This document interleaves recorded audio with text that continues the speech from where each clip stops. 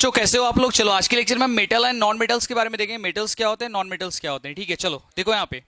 तो सबसे पहले हम बात करते हैं यहाँ पे बच्चों मेटल्स के बारे में। मेटल्स के बारे में उसके बाद हम बात करते हैं नॉन मेटल्स के बारे में। देखो यहाँ पे, तो सबसे पहली बात ये है कि देखो मेटल्स के बारे में अगर बात करें तो मेटल्स की बहुत सारी प्रॉपर्टी आपको पहले से ही पता होगी, लेकिन उसके बाद दोबारा भी आप पढ़ोगे। देखो किसी भी सब्सटेंस की दो प्रॉपर्टी होती है, मैंने पिछले लेक्चर में भी बोला था एसिड बेस सॉल्ट में, और इसे बोलता हूं। तो उस तरह से मेटल्स की भी क्या होगी, दो प्रॉपर्टी होगी। नॉन मेटल्स की भी क्या होगी, दो प्रॉपर्टी होगी। दो प्रॉपर्टी बोले तो फिजिकल एंड केमिकल। कौन कौन सी प्रॉपर्टी बच्चों, फिजिकल प्रॉपर्टी एंड उसके बाद क्या होगा आपका केमिकल प्रॉपर्टीज। तो चलो सबसे पहले हम बात करते हैं यहाँ पे फिजिकल प्रॉपर्टी के बारे में कि इसकी फिजिकल प्रॉपर्टी क्या होगी। देखो यहाँ पे, देखो सबसे पहले हम बात करें मेटल्स के बारे में, तो मेटल्स की फिजिकल प्रॉपर्टी क्या क्या होगी नोट करो यहाँ पे ध्यान से। तो सबसे पहले आपका हो जाएगा मेटल्स क्या होता है। मेटल आर सोनोरस, लश्चर होते हैं यहाँ पे, मैलिएबल होते हैं, डक्टाइल होते हैं यहाँ पे। इसके साथ साथ क्या होता है, मेटल्स जो होता है यहाँ पे, मेटल्स के कहने का मतलब मेटल्स देखो यहाँ पे जितने मेटल्स हैं यहाँ पे सभी क्या होते हैं, कलरफुल होते हैं। यहाँ पे आपने एक चीज देखा होगा कि मेटल्स के अपने अलग अलग कलर्स होते हैं यहाँ पे। तो कलरफुल भी होते हैं, सोनोरस भी होते हैं, डक्टाइल भी होते हैं, लश्चर भी होती है। This all properties found in the metal, ये सारी प्रॉपर्टी किसे पाई जाती है, मेटल्स में। और पहली बात, दूसरी बात है यहाँ पे, ये देखो यहाँ पे मेटल्स की फिजिकल प्रॉपर्टी में सबसे इंपॉर्टेंट है melting point and boiling point.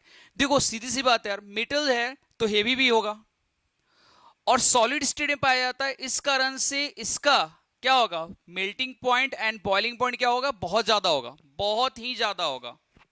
समझे।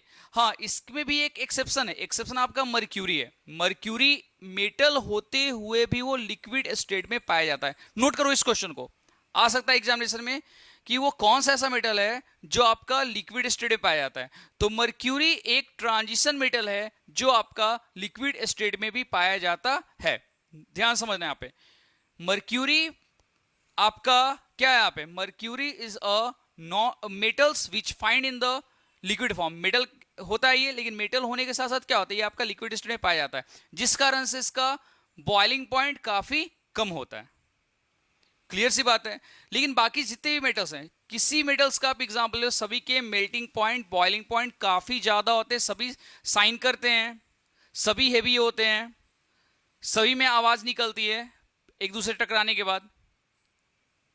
इनको मेल्ट करके बहुत लंबा लंबा तार वगैरह भी बना सकते हैं। तो देखो ये सारी प्रॉपर्टी किसकी, this all properties are found in the metal and this all are combinedly called physical property. Physical property फिर से बता रहा हूं, जो हम देख के बता रहे हैं। तो बताओ मेटल की जितनी प्रॉपर्टी हम तो देख कर ही बता रहे हैं ना, इतनी सारी प्रॉपर्टी, ये सब सभी प्रॉपर्टी मेटल में होता है यहाँ पे।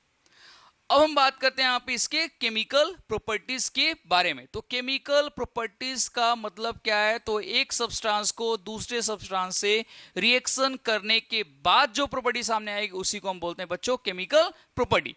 यानी केमिकल प्रॉपर्टी को समझने के लिए हमको उसको दूसरे के साथ रिएक्शन कराना पड़ेगा, और रिएक्शन कराने के बाद ही हमको पता चलेगा कि उसकी केमिकल प्रॉपर्टी एग्जैक्ट होती क्या है। क्लियर सी बात है। तो सबसे पहले हम बात करते हैं बच्चों यहाँ पे केमिकल प्रॉपर्टी ऑफ मेटल में। केमिकल प्रॉपर्टीज ऑफ मेटल में सबसे पहले हम बात करते हैं बच्चों यहाँ पे मेटल की केमिकल प्रॉपर्टी में। सबसे पहला आपका है रिएक्शन विथ ऑक्सीजन। किसके साथ बच्चों यहाँ पे, रिएक्शन विथ O2, यानी कि एयर के साथ रिएक्शन। देखो पहले से आप पढ़ चुके हैं, यहाँ पे मैंने आपको पढ़ाया था, किसमें, पीरियोडिसिटी में पढ़ाया था। तो आपको क्या बताया था, पीरियोडिसिटी मैंने ये बताया था कि metals are reacts with oxygen and form metallic oxide. क्या बनाएंगे, metallic oxide, and metallic oxides are again reacts with water and form a base. पढ़े थे ना आप, आपने कहां कहां पढ़ा था, आपने एसिड बेस सॉल्ट में मैंने इसको बताया था, और आपको इसके साथ साथ मैंने आपको पीरियोडिसिटी में भी पढ़ाया था। तीसरा बार ये पढ़ा रहा हूं यहाँ पे। देखो तो रिएक्शन देखो यहाँ पे, ये मैंने ले लिया सोडियम मेटल, सोडियम को जब ऑक्सीजन से रिएक्शन कराया तो क्या बना लिया, सोडियम मोनोऑक्साइड। इस तरह से मैंने पोटेशियम को रिएक्शन कराया यहाँ पे किसके साथ, के reacts with O2 and form K2O। Similarly magnesium ribbon तो आपने देखा ही होगा सबने, मैग्नीशियम रिबन को अगर आप ऑक्सीजन से रिएक्शन कराओगे तो ये क्या बनेगा यहाँ पे, तो if magnesium ribbon burn in air and form magnesium oxide, क्या बनेगा बच्चों, MgO दे देगा। ठीक इस तरह से यहाँ पे मैं कैल्शियम को एयर में बर्न कराता हूं तो ये क्या देगा आपका CaO, कैल्शियम ऑक्साइड। क्या बोलते हैं इसको हम? Calcium oxide. And this all are found in the solid state.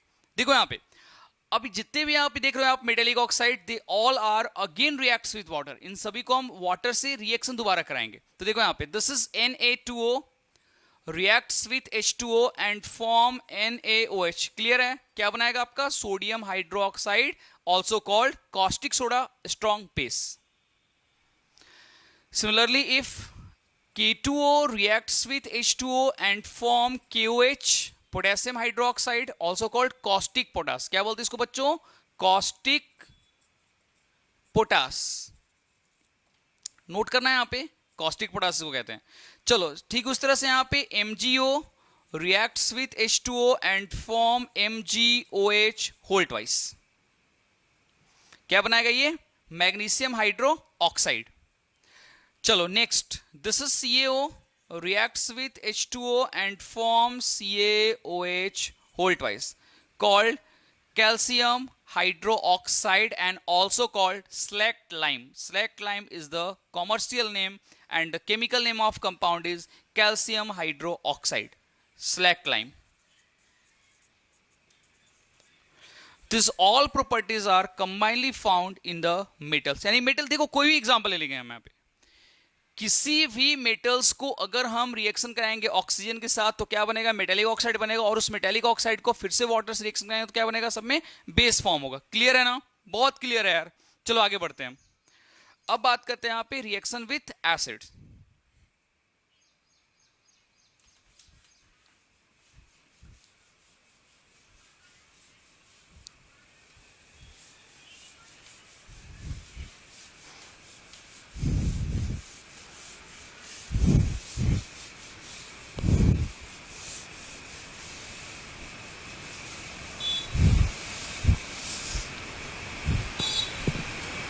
Reaction with acids.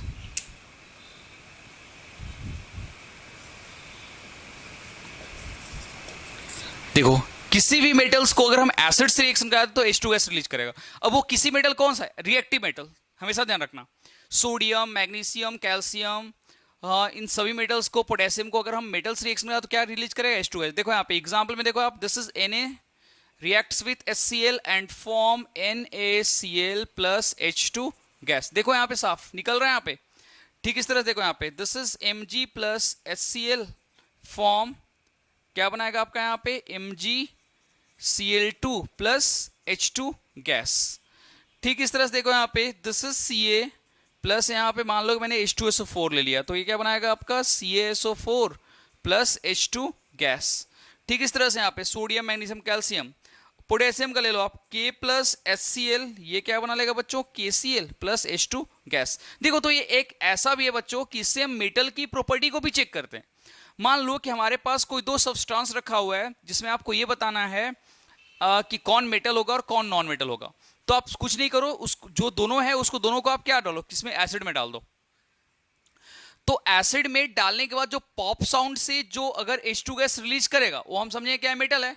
और जिसमें रिएक्शन से H2S रिलीज नहीं होगा तो हम क्या समझेंगे? वो नॉन मेटल है। ध्यान रखना यहाँ पे।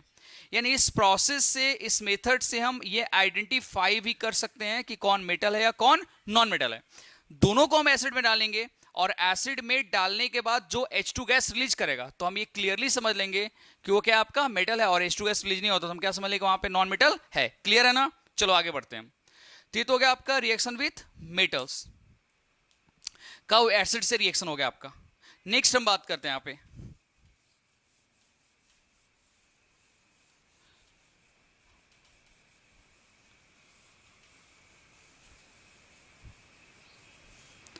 रिएक्शन विथ आपका यहां पे है वाटर से रिएक्शन। देखो जो रिएक्टिव मेटल होते हैं बच्चों, जो रिएक्टिव मेटल होते हैं, देखो वाटर से रिएक्शन, देखो यहाँ पे ऑक्सीजन से रिएक्शन था, इसका एसिड वाटर से रिएक्शन। देखो यहाँ पे जो रिएक्टिव मेटल होते हैं बच्चों वाटर से रिएक्शन डायरेक्टली कर लेते हैं, और जो लीस्ट रिएक्टिव होते हैं वो आपके वाटर वेपर से रिएक्शन करते हैं या हॉट वाटर से रिएक्शन करते हैं। जिसके अगर मैं सोडियम की बात करूं, पोटेशियम की बात करूं, तो sodium potassium are reactive metals. तो देखो यहाँ पे सोडियम रिएक्ट्स विथ H2O, ये क्या बना लेगा आपका NaOH, और प्लस H2 गैस भी क्या करेगा, साथ साथ रिलीज करेगा। इस तरह से अगर मैं बात करूं यहाँ पे पोटेशियम को, तो रिएक्शन करेगा किसके साथ, H2O के साथ, तो ये क्या बनाएगा आपका KOH प्लस H2 गैस यहाँ पे क्या करेगा, ये रिलीज करेगा। इस तरह से अगर मैं बात करूं यहाँ पे Mg के बारे में, तो Mg एक्चुअली में बच्चों क्या होता है कि डायरेक्टली वाटर से रिएक्शन नहीं करता है, तो हमको हीट कराना पड़ता है। तो यहाँ पे हॉट वाटर हम लेते हैं, और जब हॉट वाटर से इसको रिएक्शन कराएंगे तो ये क्या बना लेगा आपका MgOH होल ट्वाइस प्लस ये H2 गैस क्या करेगा यहाँ पे, रिलीज करेगा। ठीक इस तरह से अगर मैं बात करूं यहाँ पे, तो देखो कैल्शियम है, H2O से रिएक्शन करेंगे तो ये क्या बना लेगा आपका CaOH whole twice plus H2 gas क्या करेगा, रिलीज करेगा। तो यहाँ पे हर एक जगह क्या होगा बच्चों, H2 गैस रिलीज करेगा। तो अगर मेटल से, अगर देखो कोई भी मेटल है अगर वाटर से रिएक्शन करता है तो डायरेक्टली क्या करेगा, वो H2 गैस क्या करेगा, डायरेक्टली बच्चों रिलीज करेगा। तो हम समझेंगे, क्या समझेंगे हम, कि वो मेटल है। अदरवाइज वो H2 गैस रिलीज नहीं करता है, अगर बेस फॉर्म नहीं करता है, समझेंगे मेटल नहीं है। ठीक है, चलो नेक्स्ट रिएक्शन हम देखते हैं बच्चों यहाँ पे।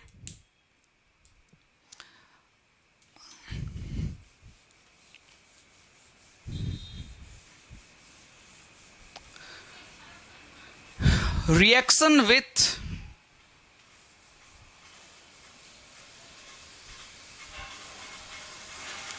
नेक्स्ट आपका है बच्चों यहाँ पे रिएक्शन विथ नॉन मेटल्स।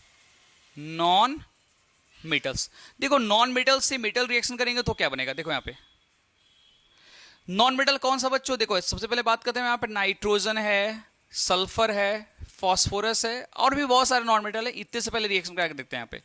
तो नाइट्रोजन से रिएक्शन करके मेटेलिक नाइट्राइड बनाएगा,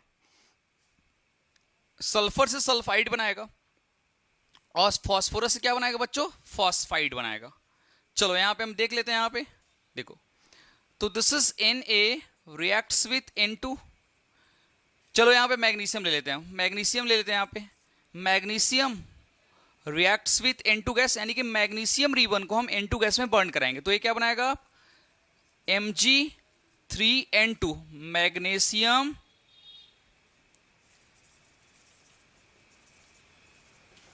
नाइट्राइड बनाएगा। क्या बनाएगा बच्चों, मैग्नीशियम नाइट्राइड। अब देखो यहाँ पे ठीक इस तरह से अगर मैं मान लो कि मैंने यहाँ पे लिथियम ले लिया, लिथियम को फिर से मैंने नाइट्रोन गैस रिएक्शन कराया, लिथियम ग्रुप फर्स्ट का है, तो ये क्या बनाएगा बच्चों Li3N, this called lithium nitride. ठीक है, चलो आगे देख लेते हैं और रिएक्शंस। तो अब इस तरह से अगर मैं बात करूं यहाँ पे सल्फर का, तो देखो यहाँ पे अगर मैं सोडियम को रिएक्शन कराता हूँ सल्फर के साथ तो क्या बना लेगा Na2S, सोडियम सल्फाइड। इस तरह से अगर मान लो कि मैंने कैल्शियम को रिएक्शन कराया यहाँ पे सल्फर के साथ तो क्या बना लेगा कैल्शियम सल्फाइड।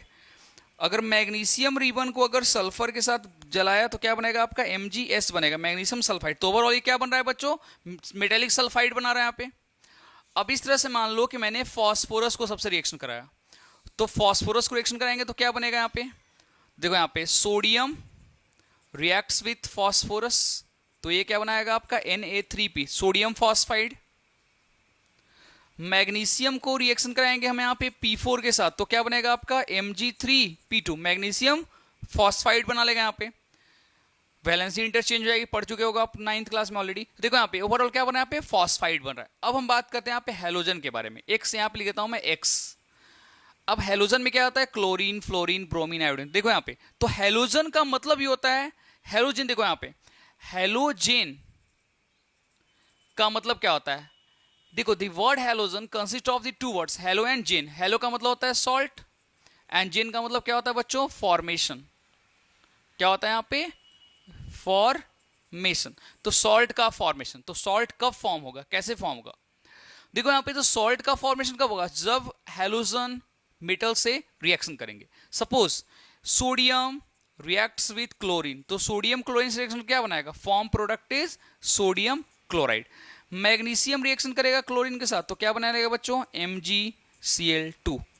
इस तरह से अगर मैं बात करूं यहाँ पे कैल्शियम का रिएक्शन आयोडीन के साथ तो क्या बना लेगा यहाँ पे कैल्शियम आयोडाइड। तो देखो यहाँ पे इस तरह से अगर मैं बात करूं यहाँ पे पोटेशियम का Cl2 के साथ तो क्या बना लेगा यहाँ पे KCl। This all are combinedly called salt. इन सभी को क्या बोलते हैं? सॉल्ट्स। तो ये चार रिएक्शंस आपने देखा मेटल का, किसके साथ देखा रिएक्शन? तो तो सबसे पहले आपने रिएक्शन देखा मेटल का किसका? तो आपने देखा ऑक्सीजन से रिएक्शन, सेकंड आपने देखा एसिड से, थर्ड आपने देखा वाटर से, और लास्ट आपने देखा यहाँ पे नॉन मेटल से रिएक्शन। ये चारों बहुत इंपॉर्टेंट रिएक्शन है बच्चों, याद रखना, बहुत ही इंपॉर्टेंट रिएक्शन है। किसके? क्लास 10th के मेटल एंड नॉन मेटल के बहुत इंपॉर्टेंट रिएक्शन है। तुम किसी भी एसिड से रिएक्शन करा लो मेटल का, हर एक में आपका H2 गैस से रिलीज होगा। लेकिन हाँ डिफरेंस है यहाँ पे कि गैस तो लेकिन किसी में स्लो रिलीज होगा, किसी में फास्ट। अगर मैं मेटल को अगर स्ट्रॉन्ग एसिड से रिएक्शन कराऊंगा तो बहुत फास्ट रिलीज होगा, अगर मैं वीक एसिड से कराऊंगा तो बहुत आसानी से रिलीज हो जाएगा। अगर वीक एसिड से कराऊंगा तो बहुत स्लो रिलीज होगा, अगर स्ट्रॉन्ग एसिड से कराऊंगा HCl सपोर्ट से तो H2 गैस बहुत फास्ट रिलीज करेगा। ठीक है, चलो आगे बढ़ते हैं।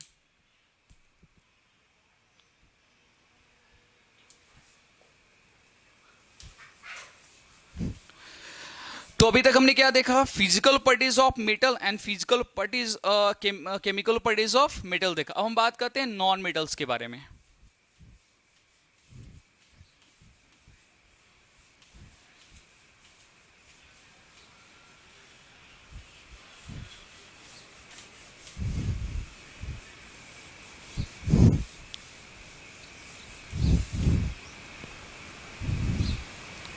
नॉन मेटल्स के बारे में देखो यहां पे,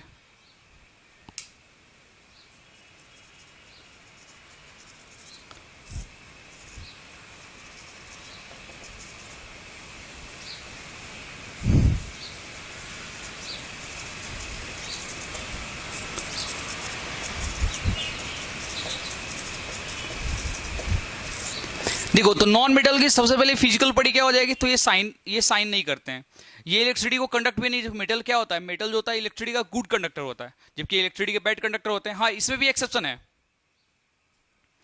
इसमें भी दो एक्सेप्शन हैं। मेटल्स जनरली हार्ड होते हैं जबकि नॉन मेटल्स क्या होता है? सॉफ्ट होता है, लेकिन इसमें भी आपके एक्सेप्शन हैं। डायमंड, डायमंड है तो नॉन मेटल, जो एलोट्रॉप्स ऑफ कार्बन है, लेकिन ये बहुत हार्ड होता है, जबकि जनरली नॉन मेटल्स क्या होते हैं बच्चों? सॉफ्ट होते हैं। अब देखो यहां पे नॉन मेटल में दूसरा एक्सेप्शन आपका कौन सा हो जाएगा? ग्रेफाइट हो जाएगा।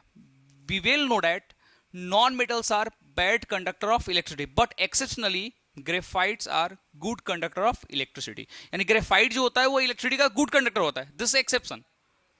ग्रेफाइट जो होता है वो इलेक्ट्रिसिटी का गुड कंडक्टर होता है, जो कि बहुत बड़ा एक्सेप्शन है। बाकी जितने भी आपके नॉन मेटल्स जो हैं यहाँ पे वो क्या होते हैं? बैड कंडक्टर ऑफ इलेक्ट्रिसिटी होते हैं यहाँ पे।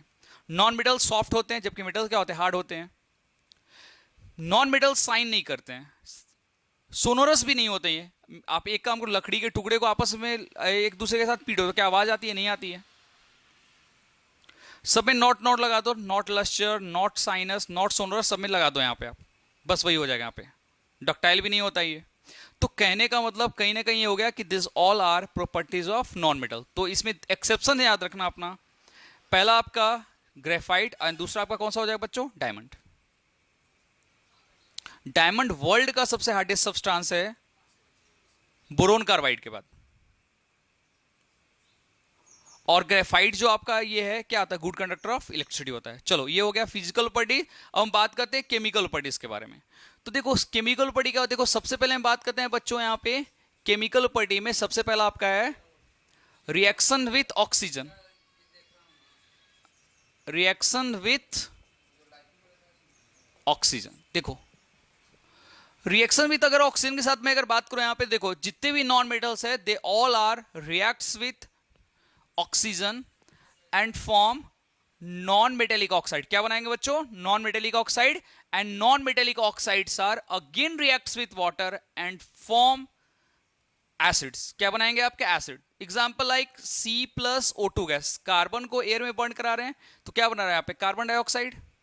Sulphur reacts with oxygen and form sulphur dioxide.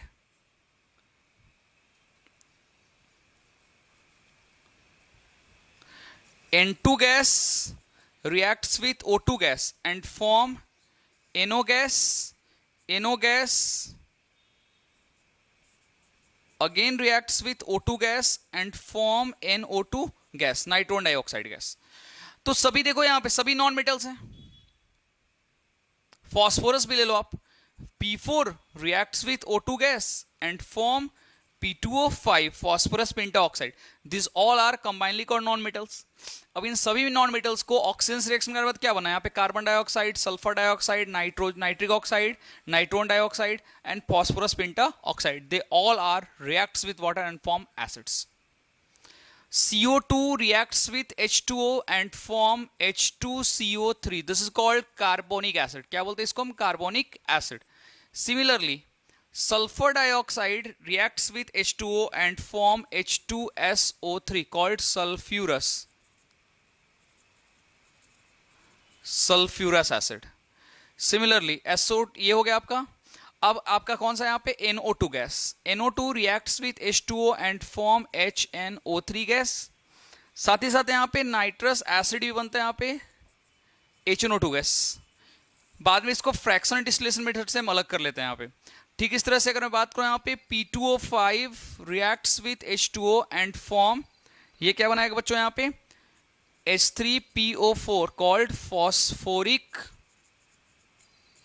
Acid. अब एक चीज मैं यहाँ पे और बता देना चाहता हूँ. देखो, अगर मैं फॉस्फोरस को अगर एक्सेस एयर में कराऊंगा तो भी आपका P2O5 बनेगा. मैं यहाँ पे एक्सेस लिख देता हूँ.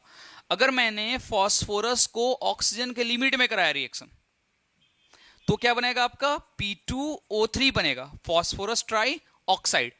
एंड P2O3 को जब हम देखो यहाँ बच्चों, P2O3 को जब हम रिएक्शन कराएंगे वाटर के साथ तो क्या बनेगा आपका H3PO3 called phosphorus acid. क्या बनाएगा ये? फॉस्फोरस एसिड बना लेगा. तो देखो क्या देखा हमने ये देखा कि जितने भी नॉन मेटल्स हैं they all are reacts with oxygen and form non metallic oxide, and non metallic oxides are again reacts with water, और ये क्या बना रहा है आपका एसिड्स का फॉर्मेशन कर रहा है. क्लियर सी बात है. चलो आगे बढ़ते हैं हम.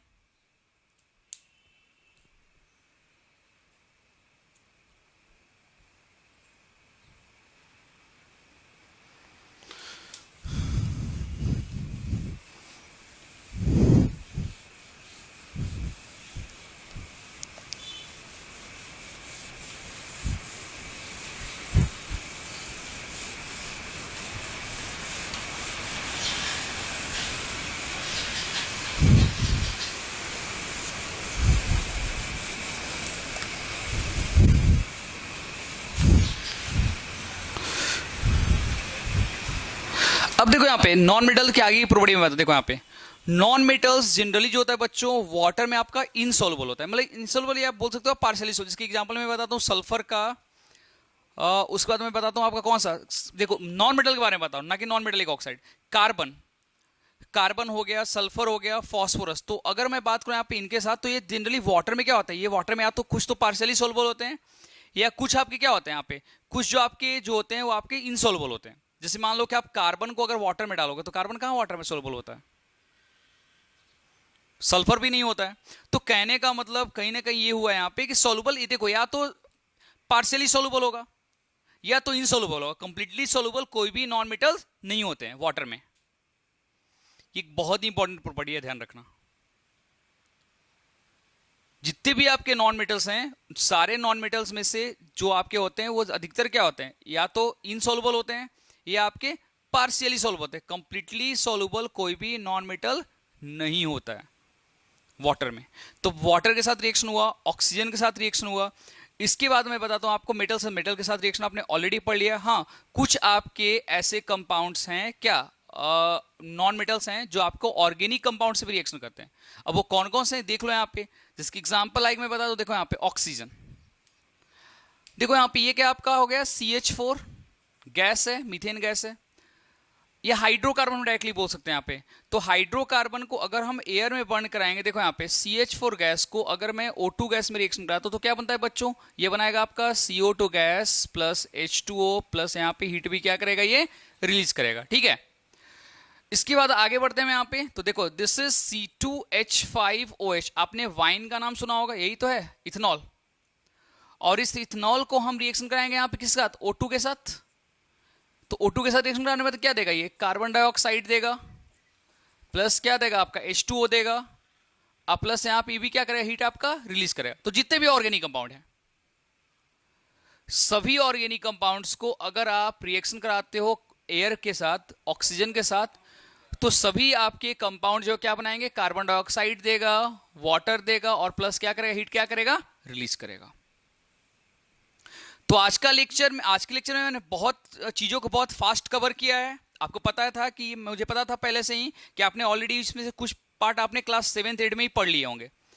तो जितने भी मैंने टॉपिक पढ़ाए बहुत अच्छे से याद रखना। मेटल्स की फिजिकल प्रॉपर्टी, मेटल की केमिकल प्रॉपर्टीज बहुत इंपॉर्टेंट था। नॉन मेटल की फिजिकल प्रॉपर्टी और नॉन मेटल की जो मैंने 2-3 केमिकल प्रॉपर्टी बताई, बहुत ही इंपॉर्टेंट है। और ये चैप्टर मैं फास्ट लेके जाऊंगा क्योंकि बहुत आसान चैप्टर है, पहली बात। दूसरी बात आपका ये है कि इसमें से बहुत सारे कॉन्सेप्ट बच्चे क्लास 7th में, क्लास 8 में पढ़ के कॉन्सेप्ट क्लियर कर लेते हैं। ठीक है, तो बाकी के जो टॉपिक्स हैं वो अगले नेक्स्ट लेक्चर में हम क्या करेंगे, डिस्कस करेंगे बच्चों। ठीक है ना। अब आज के लेक्चर पे बेस्ड जो भी क्वेश्चंस होंगे आप एक बार देख लेना बुक में, वो आप बनाना, और एक्सेप्शन जो मैंने बताया आज के लेक्चर में वो आप याद करना, मेटल से और नॉन मेटल से। ठीक है, चलो आज के लेक्चर में इतना ही, बाकी अगले लेक्चर में विश यू ऑल